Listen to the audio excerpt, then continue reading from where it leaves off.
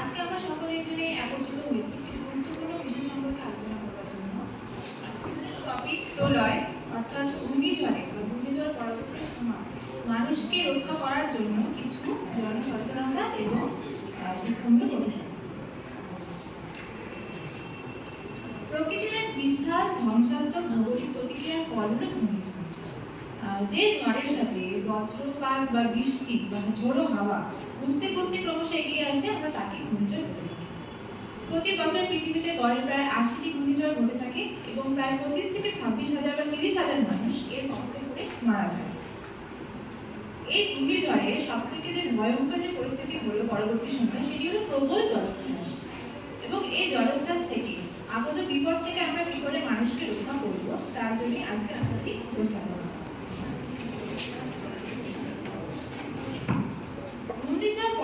ঘূর্ণিঝড়ের চলাকালীন বা তার আগে এবং পরবর্তী সময় আমরা কিছু স্টেপ বা পদক্ষেপ নিয়ে থাকি।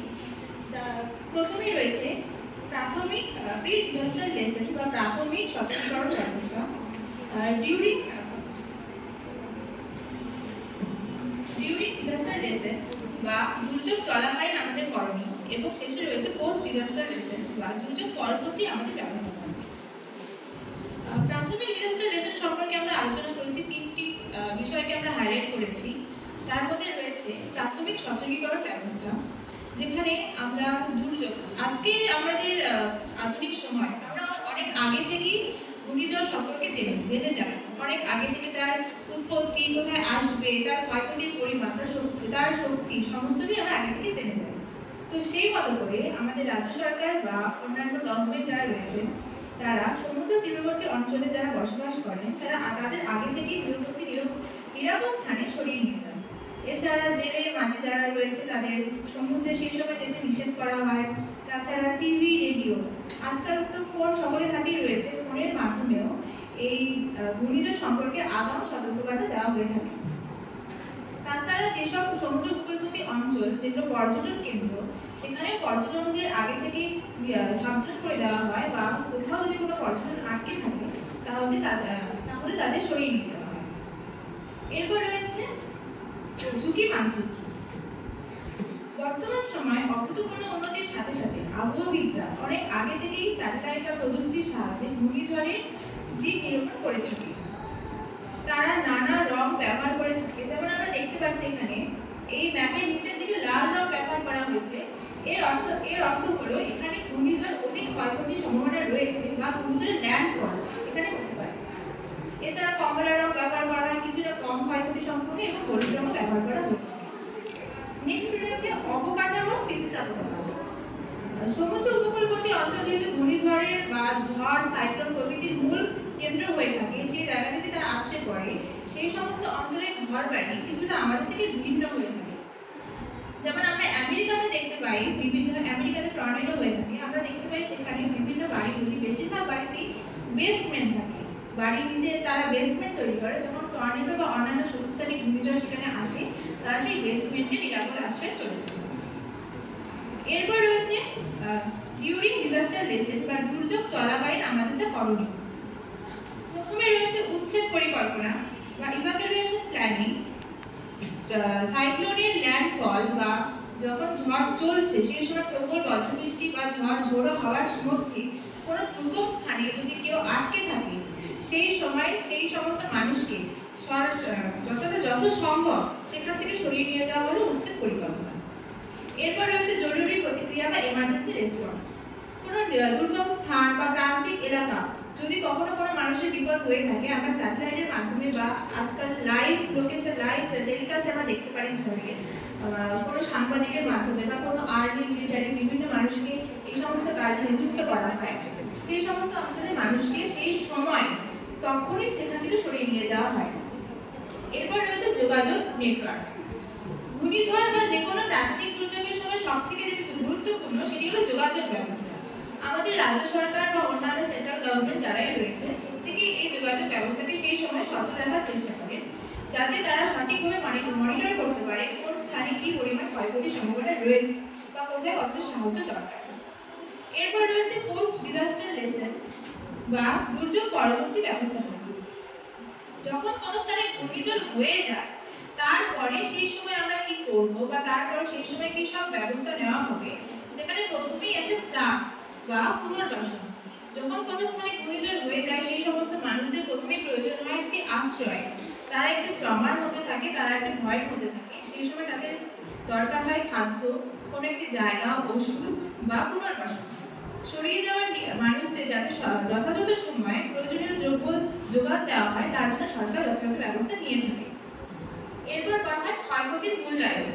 কোনো স্থানে ঘূর্ণিঝড় হওয়ার পর বা সাইক্লোন হওয়ার পর সেই সময় কতটা ক্ষয়ক্ষতি হয়েছে সেটির সঠিক রিপোর্ট তৈরি করা সরকারের অন্যতম গুরুত্বপূর্ণ দায়িত্বের মধ্যে পড়ে। নেক্সট রয়েছে পুনর্গঠন পরিকল্পনা। যখন কোনো স্থানে ক্ষয়ক্ষতির সঠিক পরিমাণ নির্ণয় করা হয় তারপর সেই জায়গাটির ক্ষয়ক্ষতি অনুযায়ী সেই জায়গাটিকে নতুন করে গড়ে দেওয়া বা যারা ঘূর্ণিঝড়ে ঘরবাড়ি হারিয়েছে বা সবকিছুই হারিয়েছে তাদের সেই জায়গাটিতে ফিরিয়ে নিয়ে যাওয়া সরকারি কর্তব্যের মধ্যে পড়ে। নেক্সট রয়েছে কিছু স্পেশাল লেসন বা বিশেষ জরুরি ব্যবস্থাপনা।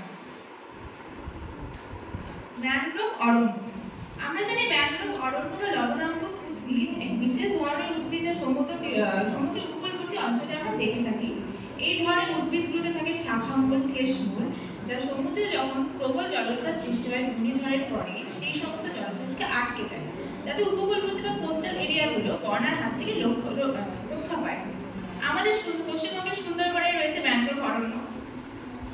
রিসেন্টলি ঘটে যাওয়া একটি ভয়াবহ ঘূর্ণিঝড় দানা, তাকে সেই দানার বিপর্যস্ত থেকে বা সেই দানার ভয়াবহতা থেকে পশ্চিমবঙ্গে রক্ষা করেছে আমাদের এই ম্যানগ্রোভ। নেক্সট রয়েছে স্থানীয় সম্প্রদায়ের ভূমিকা বা লোকাল কমিউনিটিস। আমাদের প্রথমেই মনে রাখতে হবে মানুষকে মানুষের পাশে এগিয়ে আসতে হবে। যারা সেই ঝড়কে প্রত্যক্ষ করছে বা সেই ঝড়যুক্ত স্থানে রয়েছে তাদেরই আগে নিজেদের পাশে দাঁড়াতে হবে। প্রত্যেককে ভয় না পেয়ে প্রত্যেককে নিজেকে বাঁচাতে হবে।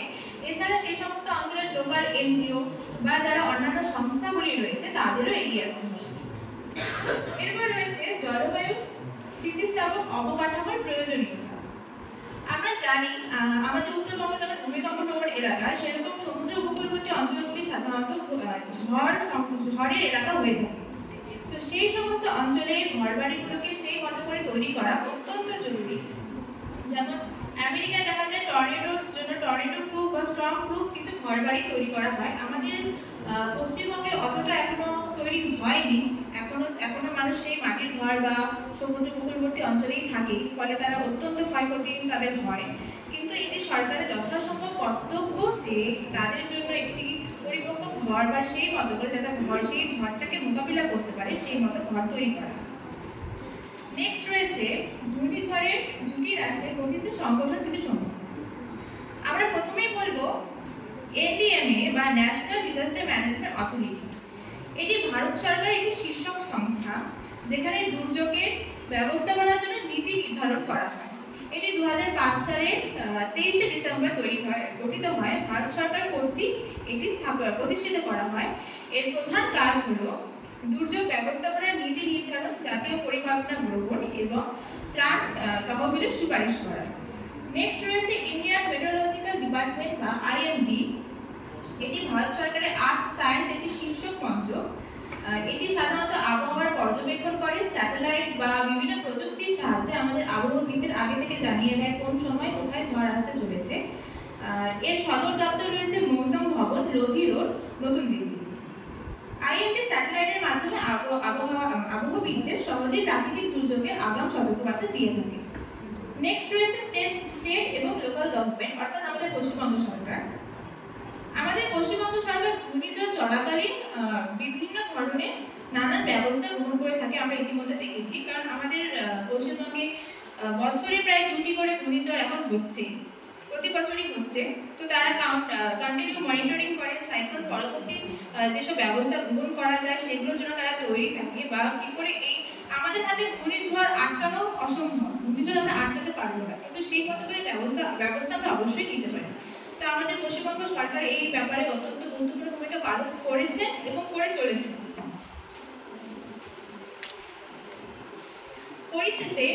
শেষে যেটা বলবো, আজকে আমরা এই 21 শতকে এসেও অনেকেই আমরা কুসংস্কারাচ্ছন্ন এখনো। অনেকেই আমরা মনে করি এই যে ঝড়, ভূমিকম্প, দাবানল বা অন্যান্য যে প্রাকৃতিক বিপর্যয়, এখনো এগুলো অলৌকিক ঘটনা, দেবতার নির্দেশ, এর থেকে বাঁচার কোনো উপায় নেই। কিন্তু এই কুসংস্কারকে দূর করতে পারে একমাত্র শিক্ষা। দেশের প্রতিটি শিশুকে, যেমন আমরা এখন নতুন নতুন শিক্ষার কিছু জিনিস ইমপ্লিমেন্ট করেছি, যেমন সেক্স এডুকেশন রয়েছে, আরো খেলাধুলা অনেক কিছুই রয়েছে, তেমন সেরকম অবস্থায় প্রাকৃতিক দুর্যোগ সম্পর্কেও কিছু কিছু শিক্ষাও অত্যন্ত গুরুত্বপূর্ণ, যাতে তারা সঠিক বৈজ্ঞানিকভাবে সেই ঝড়কে মোকাবিলা করতে পারে এবং নিজের পরিবারকে রক্ষা করতে পারে। তারা নিজেরা নিজেদের রক্ষা করে সঠিক পথ ভবিষ্যতের জন্য তৈরি করতে পারে। সর্বশেষ, সৃষ্টির শুরু থেকে একবিংশ শতক, এই 2025 পর্যন্ত, 2025 আসতে চলেছে পর্যন্ত প্রাকৃতিক দুর্যোগের সংখ্যা ক্রমশ বাড়ছে, কমছে না, যার প্রধান কারণ হলো বিশ্ব উষ্ণায়ন বা গ্লোবাল ওয়ার্মিং। এই বিষয়ে একটা কথা বলবো। গ্লোবাল ওয়ার্মিং যার প্রধান কারণ গাছ কেটে ফেলা। আমাদের শিলিগুড়িতে বিখ্যাত জায়গা আছে সিটি সেন্টার, যার পাশে প্রায় 3000 থেকে 4000 গাছ কেটে ফেলা হয়েছে শুধুমাত্র রাস্তাকে বড় করার জন্য বা কিছু বিল্ডিং তৈরি করার জন্য, যার ফলে শিলিগুড়ির তাপমাত্রা এই বিগত 2 বছর 3 বছরে 4 থেকে 5 ডিগ্রি হারে বেড়েছে, যে গরমটা সহ্য করা যায় না। তো এই তারপর রয়েছে ম্যানগ্রোভ অরণ্য। পশ্চিমবঙ্গের একটা সুন্দরবন রয়েছে ম্যানগ্রোভ অরণ্য, যেটিও প্রায় ধ্বংসপ্রাপ্ত, যার জন্য সেই সমস্ত এলাকার মানুষদের অত্যন্ত ক্ষয়ক্ষতি হচ্ছে। তো এর জন্য আমাদের প্রয়োজন প্রথম বৃক্ষরোপণ, যথাসম্ভব গাছ লাগানো, উপকূলবর্তী অঞ্চলগুলিকে রক্ষা করার জন্য ম্যানগ্রোভ অরণ্যকে সংরক্ষণ করা, তাছাড়া বিভিন্ন বৈজ্ঞানিক পদ্ধতি অবলম্বন করা, প্রত্যেকের ঘরে যেখানে ঝড় আসতে পারে বা আসতে চলেছে সেই সব ঘরে শুকনো খাবার, মেডিসিন, অন্যান্য লাইট, কিছু দেশলাই বা অন্য যেগুলো প্রয়োজনীয় সামগ্রী সেগুলো সাথে রেডি রাখা, এবং যাতে প্রত্যেকের পাশে দাঁড়ায়, প্রত্যেকটি মানুষ যাতে নিজের কথা না ভাবে অন্যের কথা ভাবে, প্রত্যেককে সহযোগিতা করা, এবং ঝড় আসতে চলেছে সেই বিষয়ে ভয় না পেয়ে বা আতঙ্কিত না হয়ে, যদি এটা আতঙ্কেরই বিষয় তবুও আতঙ্কিত না হয়ে যাতে বৈজ্ঞানিকভাবে নিজেকে রক্ষা করতে পারে, এবং সরকার বা মিলিটারি যারা আর্মি ফোর্সেস রয়েছে প্রত্যেকেই সাহায্য করেন যথাসম্ভব, সকলকে সাহায্য করা এবং একটি সুন্দর ভবিষ্যৎ গড়ে তোলা। তো আজকে আমার আলোচনার বিষয় এতটুকুই ছিল। উপস্থাপনায় আমি নবরূপা সরকার, আর পিপিটি পুরোটা ভিডিও আমি তৈরি করেছি দুর্লভ, আর সমস্ত সোর্স বা রিসোর্স যেগুলো নিয়ে আসা সেটা হচ্ছে স্বর্ণলতা ঘোষ। আমি শুধু আমার নিজের মতো করে বলেছি, না থাকলে কিছুই হতো না। তো এটাই আজকে আমার বিষয় ছিল, ঘূর্ণিঝড়ে ঝুঁকি রাশি, জনসচেতনতার ভিত্তি এবং শিক্ষামূলক প্রচার। Thank you everyone.